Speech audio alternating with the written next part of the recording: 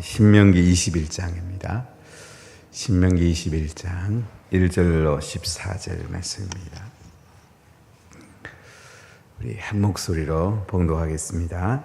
내 하나님 여호와께서 내게 주어 차지하게 하신 땅에서 피살된 시체가 들에 엎드러진 것을 발견하고 그 쳐 죽인 자가 누구인지 알지 못하거든 너희의 장로들과 재판장들은 나가서 그 피살된 곳의 사방에 있는 성읍의 원근을 잴 것이요 그 피살된 곳에서 제일 가까운 성읍의 장로들이 그 성읍에서 아직 부리지 아니하고 멍에를 매지 아니한 암송아지를 취하여 그 성읍의 장로들이 물이 항상 흐르고 갈지도 않고 씨를 뿌린 일도 없는 골짜기로 그 송아지를 끌고 가서 그 골짜기에서 그 송아지의 목을 꺾을 것이요 레위 자손 제사장들도 그리로 갈지니 그들은 내 하나님 여호와께서 택하사 자기를 섬기게 하시며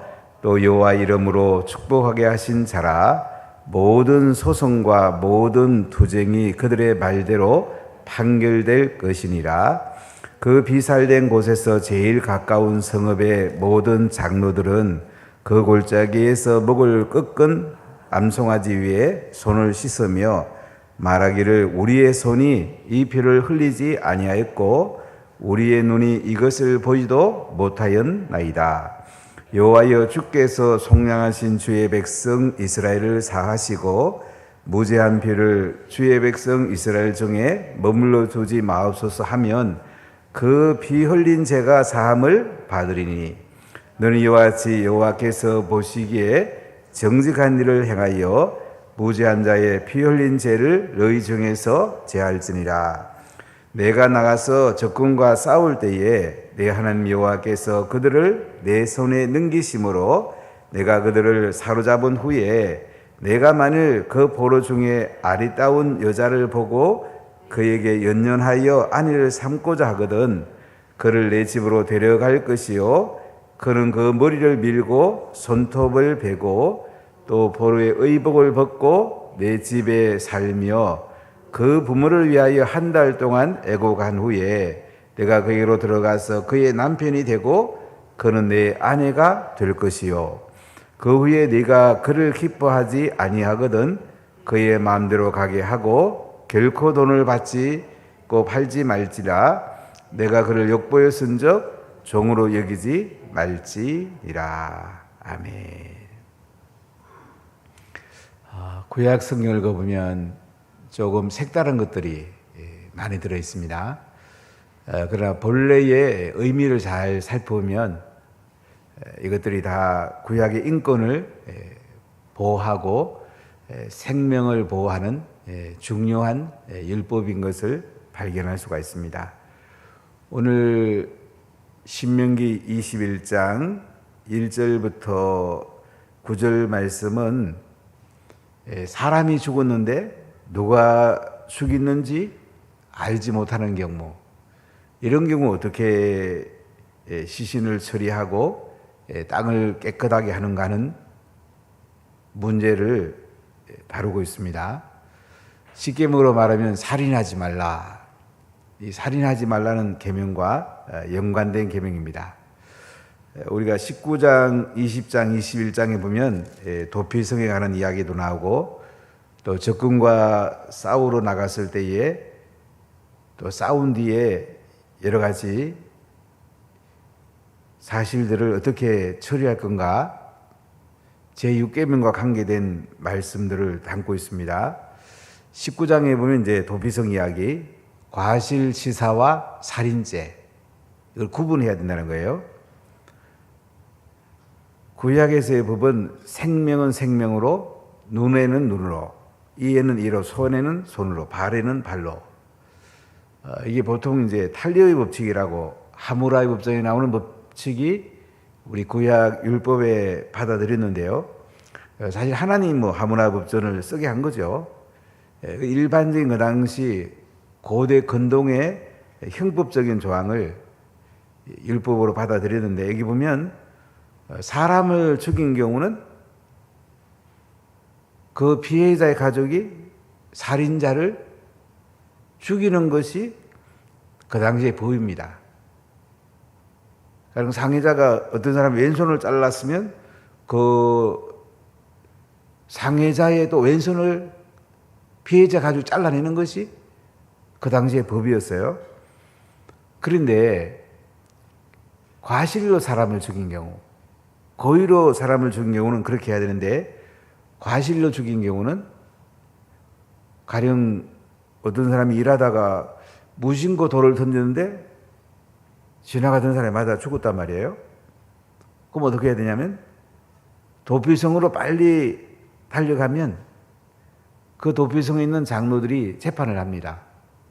이건 과실로 사람을 죽였다는 게 판명되면 그 도피성에 살게 되고 대상이 죽을 때까지 그 도피성에 살다가 대상이 죽고 나면 자기의 본성으로 돌아오는 거, 이런 도피성 제도를 만들었어요.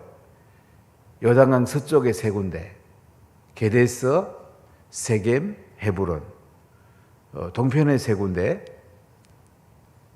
골란, 라못, 벳셀. 최대한 그 과실치사 저지른 사람이 빨리 갈 수 있도록 도피성을 만들었습니다. 물론 우리의 영원한 도피성은 예수님을 말씀을 합니다. 근데 20장에 가보면 이제 이 적군과 싸우러 나갈 때에 적을 죽이는 것은 정당한 살인이라고 그럴까요? 이 살인은 이제 하나님이 허락하는 것입니다.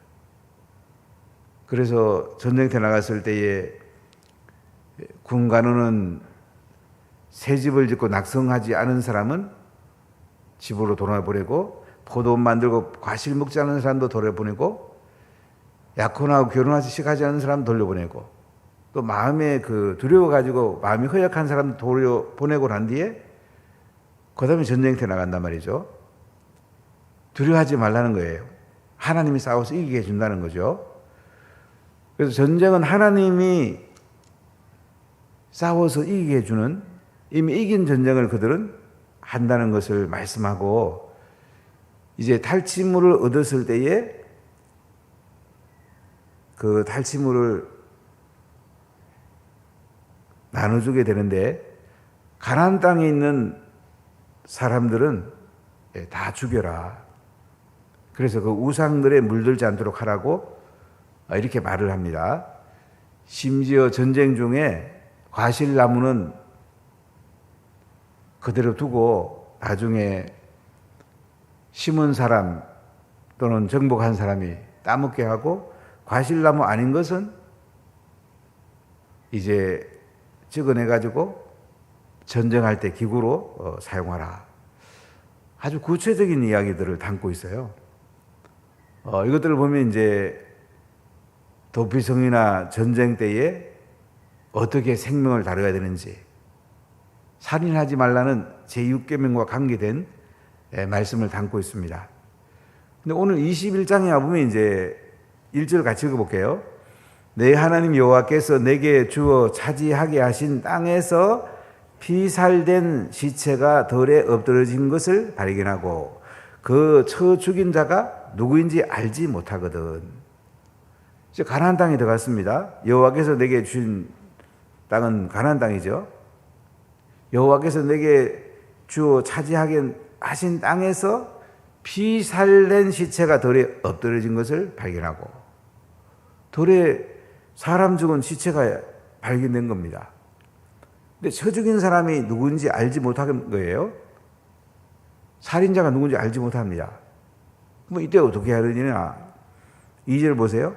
너희의 장로들과 재판장들은 나가서 그 피살된 곳에 사방에 있는 원근의 성읍의 원근을 잴 것이요, 그 피살된 곳에서 제일 가까운 성읍의 장로들이 그 성읍에서 아직 부리지 아니하고 멍에를 매지 아니한 암소를 취해서, 덜에 사람의 죽어서 시체가 있기 때문에 제일 가까운 성읍 원근을 재가지고, 거리를 재가지고 제일 가까운 성읍에 있는 그 장로들이요, 그 시신을 잘 다뤄야 되는데 어떻게 다루냐면 그 성읍에서 아직 부리지 아니하고 멍에를 매지 아니한 암송아지를 취합니다.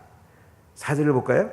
그 성읍의 장로들이 물이 항상 흐르고 갈지도 않고 씨를 뿌리도 일이 없는 골짜기로 그 송아지를 끌고 와서 그 골짜기에서 그 송아지의 목을 꺾을 것이요.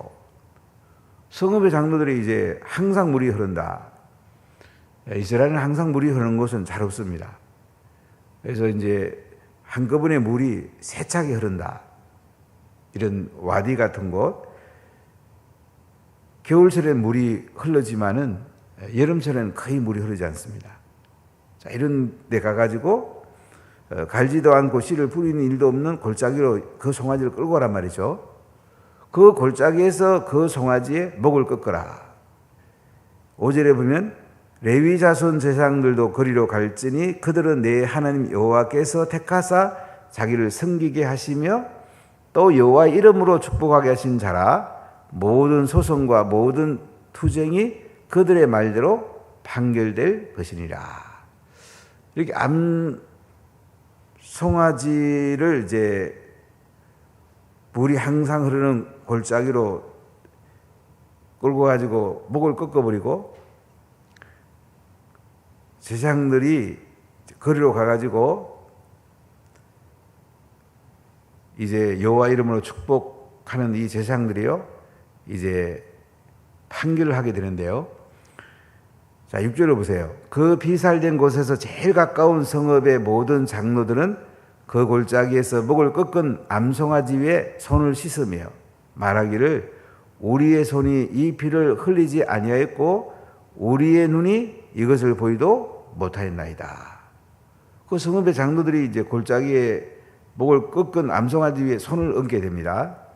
그래서 손을 씻으면서 어떻게 해요? 우리 손이 이 피를 흘리지 않았다. 우리의 눈이 이것을 보지도 못하였다. 이렇게 예식을 치르란 말이죠. 자, 8절을 보실까요? 여호와여 주께서 속량하신 주의 백성 이스라엘을 사하시고 무죄한 피를 주의 백성 이스라엘 중에 머물러 두지 마옵소서 하면 그 피 흘린 죄가 사함을 받으리니. 이렇게 제사장들과 장로들이 예식을 해가지고 이스라엘 땅에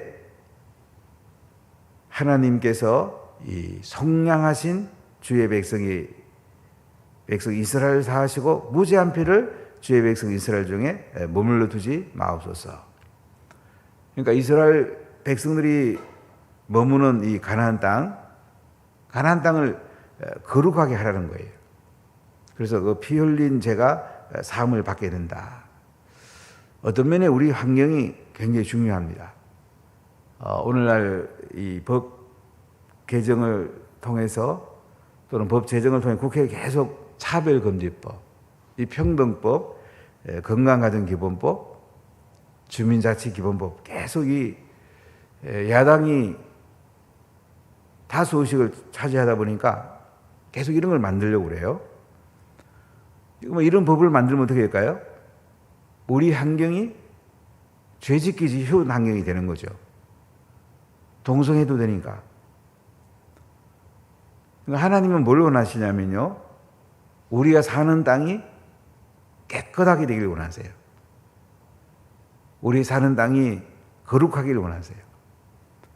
그렇기 때문에 시체가 누가 죽이는지 알지 못했을 경우에 이렇게 암송아지를 목을 꺾어가지고 이제 하나님 앞에 제사장들과 장로들이 제사 드리고 의식을 행하고 이렇게 함으로 어떻게 돼요? 그 땅을 정결하게 하라. 거룩하게 하라는 거죠. 그래서 이스라엘 백성들이 가나안 땅에 들어가서 이렇게 사는 환경들이 하나님 앞에 깨끗해지기를 원하시는 하나님의 손길을 볼 수가 있습니다. 자, 9절 볼까요? 너는 이와 같이 여호와께서 보시기에 정직한 일을 행하여 무죄한 자의 피 흘린 죄를 너희 중에서 제할지니라. 자, 누가 죽인지 알 수도 없어요. 가령 고의로 죽였다 그러면 살인의 대가를 치러서 그 사람이 죽임을 당해야 되고, 과실치사 같은 경우는 이제 도피성에서 또 그가 머물다가 대상이 죽고 나면 이제 자기 본성으로 돌아가게 되는데, 이런 경우는 누가 죽인지 알지 못하는 경우, 이런 경우는 암송아지의 목을 꺾어가지고 이제 그 위에 손을 씻고 예식을 거행함으로 그 땅이 깨끗하게 되도록 이렇게 하라고 하나님께서 이스라엘 백성들에게 규례를 주는 것을 볼 수가 있습니다. 물론 오늘 신앙에서는 예수님의 피로 모든 것이 깨끗하게 되고 예수님의 피로 정결하게 됩니다. 구약에는 이런 예식을 통해서 예수님 오시기 전이니까 거룩한 땅을 만들고 거룩한 환경을 만든 것을 볼 수가 있습니다. 오늘날 우리가 기도할 때 예수의 보혈로 덮는 거 굉장히 중요합니다. 하나님, 예수의 보혈로 내 마음을 깨끗하게 덮어주세요. 예수의 보혈로 우리 가정을 깨끗하게 덮어주세요. 예수의 보혈로 우리 교회를 깨끗하게 덮어주세요. 예수의 보혈로 대한민국을 깨끗하게 덮어주세요. 하나님, 교육에 예수의 보혈이 흐르게 해주세요. 우리 가정마다 예수의 보혈이 흐르게 해주세요. 우리 자녀들에게 예수의 보혈이 흐르게 해주세요. 이렇게 기도하고 예수의 보혈을 뿌리는 것이 우리의 삶 가운데 굉장히 중요합니다. 우리 마음에 상한 마음이 있을 때 예수를 명하니 상한 마음은 떠나가라. 성령님, 내 마음에 충만히 임하여 주셔서 상한 마음을 치료해 주세요.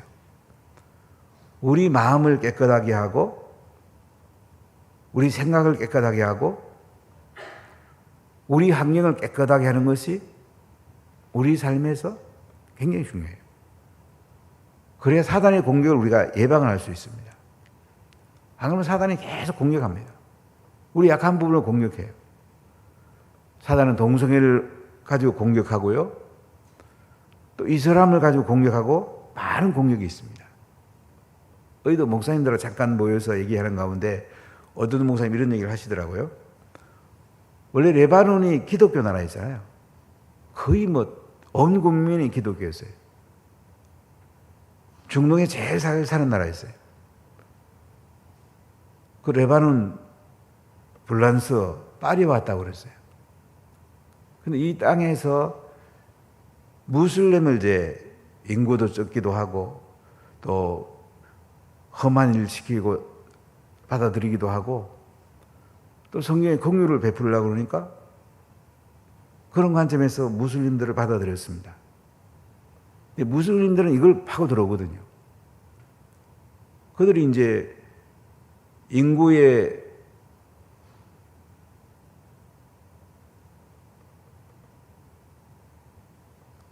우리나라 같으면 5천만 명 중에 가령 무슬림이 50만 명이다. 몇 프로입니까? 1%입니까? 그래 되면 얘들은 이제 작전을 펴니다. 폭동을 일으키기 시작하고 무슬림들이 계속 이제 그 땅을 점령하는 작전을 펴기 시작해요.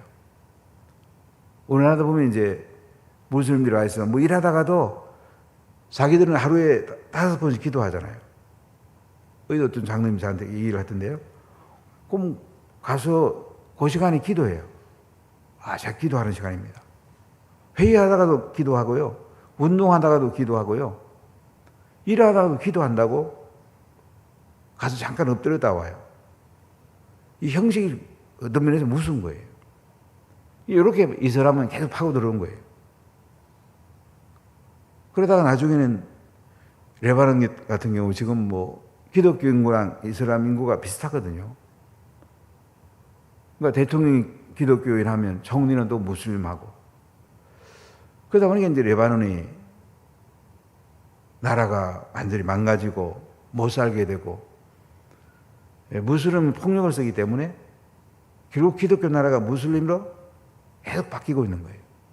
이게 무슨 거예요, 여러분요? 우리나라도 무슬림이 한 30만 명 되는데 50만 명 되면 그들은 폭동을 일으킬 가능성이 굉장히 많습니다. 그래서 우리가 이제 주민 그 자치조례나 이 구조례나 시조례 이런 데 보면 평등이라는 이름으로 이제 성평등 조항이 들어가고요. 그다음 종교가 들어가요. 그다음에 외국 지역 같은 게 들어가고. 그걸 차별하지 말라는 거죠. 어찌 보면 참 좋은 것 같은데 우리 교회 기독교 입장에서는 굉장히 힘들어질 수 있어요. 성평등, 동성애 조항들은 것만 우리 생각하는데 이 종교적 평등 이것도 굉장히 어려움이 있습니다. 이 무슬림들이 파고오는 거예요.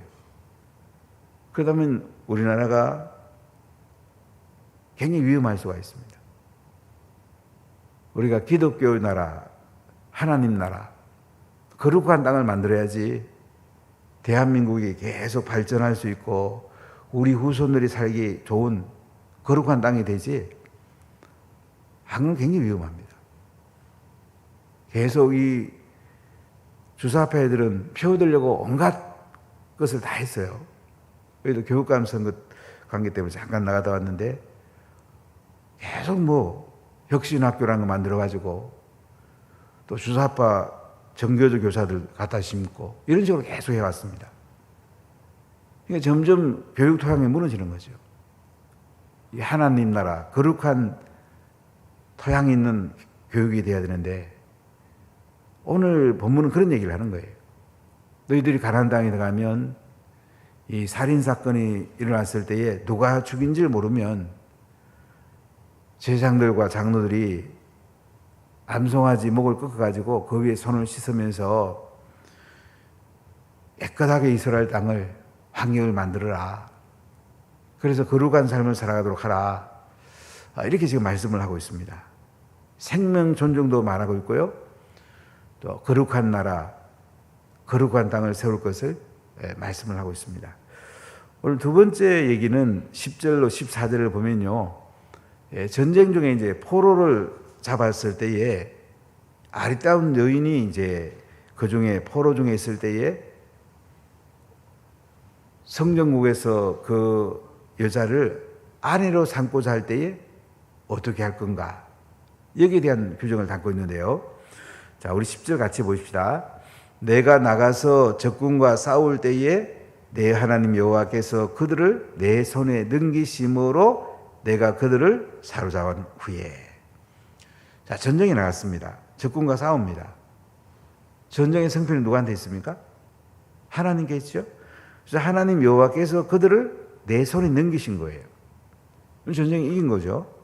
네가 그들을 사로잡은 후에 포로를 잡았습니다. 11절을 보면 내가 만일 그 포로 중에 아리따운 여자를 보고 그에게 연연하여 아내를 삼고자 하거든. 아주 아리따운 여인을 이제 포로로 잡게 된 거예요. 성전한 쪽에서의 남자가 이제 그 여인에 대해서 사랑하고 싶은 마음이 있고 아내로 삼고자 싶은 마음이 있는 거예요. 그럼 어떻게 하느냐? 12절 보세요. 그를 내 집으로 데려갈 것이요. 그는 그 머리를 밀고 손톱을 베고. 그러면 그 포로를 갖다가 자기 집으로 데려가라 이거죠. 원래 이 당시는 포로는 노예로 팝니다. 노예상인데 파는데 그 포로 중에 아리따운 여인을 아내로 삼고자 하면 내 집으로 데려가고 그 여자는 머리를 밀고 손톱을 베란 말이죠. 이렇게 해서 자기 신분의 변화라고 그럴까요?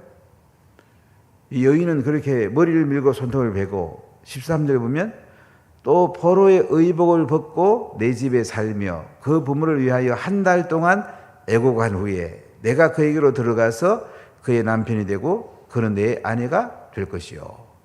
포로의 의복을 또 벗고 내 집에 살아라. 그 부모를 위해서 한 달 동안에 애곡해라. 포로 잡힐 때 옷을 벗어버리란 말이죠. 그리고 여자가 자기 부모를 위해서 한 달 동안 슬퍼하고 애곡하란 말이죠. 그런 뒤에 그 남자에게로 들어가가지고 이제 그의 남편이 되고 그의 아내가 되라. 이런 절차를 담고 있죠. 한 달 동안은 애곡해야지. 그러니까 남자도 생각을 할 거 아니에요? 여인이랑 내가 평생 살 건가?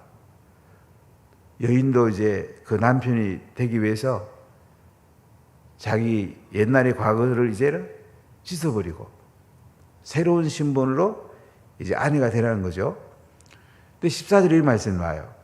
그 후에 네가 그를 기뻐하지 아니하거든 그의 마음대로 가게 하고 결코 돈을 받고 팔지 말지라 내가 그를 욕보에 선저 종으로 여기지 말지니라. 이 규정은 14절에 방점이 있습니다. 근데 살다 보니까 이 여인이 싫은 거예요. 이때는 어떻게 하란 말이에요? 그 여인이 마음대로 가게 하란 말이죠. 노예로 팔면 안 된다는 거예요. 결코 돈을 받고 팔지 말라는 거예요. 내가 욕보였으니까 종으로 여기지 말아라. 이제는 그 여인을 자율로 이렇게 보내란 말이죠. 그러니까 이렇게 전쟁 중에 아리따운 여인과 이제 결혼하고 싶으면 이제 아내로 대우하고 종으로 대우하지 말아라. 이렇게 말씀하는 걸 볼 수 있는데요. 하나의 인권 규정이라고 그럴까요? 어떤 여건에 대해서 포로 잡힌 여인에 대해서도 인권을 인정하는 이런 규정인 것을 볼 수가 있습니다. 오늘날 보면 뭐 이런 게 들어있나 싶은데 참 하나님은 거룩한 땅을 원하시고요. 또 여인의 인권을 소중히 여긴 걸 볼 수가 있어요. 이 당시로서는 아주 혁신적인 법입니다. 다른 나라는 이런 법이 없어요. 이 구약 시대를 살았던 이스라엘 백성들에게 하나님께서 그들을 거룩하게 살기 원하시고 여인들을 인권을 존중해서 포로더라도 아내로 맞이했으면 그를 내보낼 때는 자율로 내보내야지 종으로 팔거나 이렇게 하면 안 된다. 이렇게 율법으로 정하고 있는 것을 볼 수가 있습니다. 하나님 인권을 굉장히 중요시 여기세요. 근데 참 가슴 아팠던 거는 왼쪽에 있는 사람들을 보면 인권을 중요시하게 여기면 또 인권을 남용을 해요. 이런 게 참 슬픈 이야기죠. 우리가 자유를 떠나서 하나님 관점에서 인권을 소중히 해야 됩니다. 남자, 여자 동등하고 또 남자, 여자 자기 할 일은 또 반듯하게 해야 되고 그러면서도 대한민국을 거룩한 나라로 만들고 또 가정과 교회를 거룩한 땅으로 만들고 또 여자와 남자를 동등하게 하면서도 인권을 잘 보장하고 이렇게 세워나가는 것이 하나님의 아름다운 뜻인 것을 볼 수가 있습니다. 이 은혜가 여러분 가운데 임하기를 예수님 이름으로 간절히 축복합니다. 기도합시다. 하나님 감사합니다.